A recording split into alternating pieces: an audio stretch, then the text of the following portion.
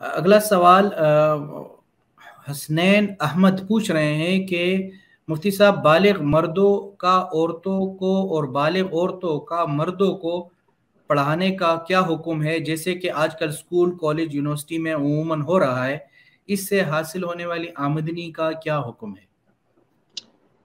دیکھیں، حکومت کی بھی ذمہ داری ہے کہ وہ لڑکوں کے کالج یونیورسٹیاں علیحدہ بنائے، لڑکیوں کے علیحدہ بنائے، اور جو لڑکیوں کے والدین ہیں خاص طور سے ان کو بھی چاہیے کہ وہ اس بارے میں آواز اٹھائیں اور اپنی بچیوں کی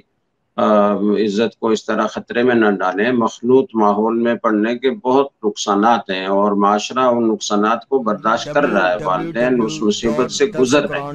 مجبور ہیں کہ اور کوئی جگہ ایسی نہیں ملتی جہاں لڑکیوں کی تعلیم علیحدہ ہو، ان کو پڑھانے والی بھی استانیاں ہوں، تو مجبوری سے اس مخلوط تعلیمی نظام میں پڑھانا پڑتا ہے۔ تو حکومت کو چاہیے کہ وہ علیحدہ علیحدہ بنائے اور والدین کو بھی چاہیے کہ وہ اس بارے میں آواز اٹھائیں۔ جب تک کوئی ایسا نظام نہیں بنتا تو چونکہ تعلیم ایسی چیز ہے کہ اس سے روکا نہیں جا سکتا، نہ مرد کو نہ عورت کو، تو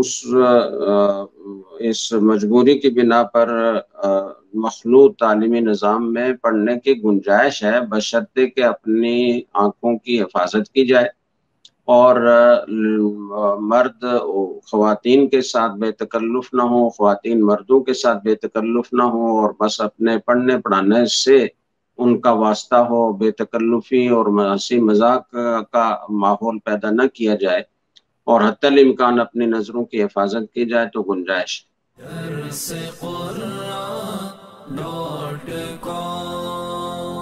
www.darsequran.com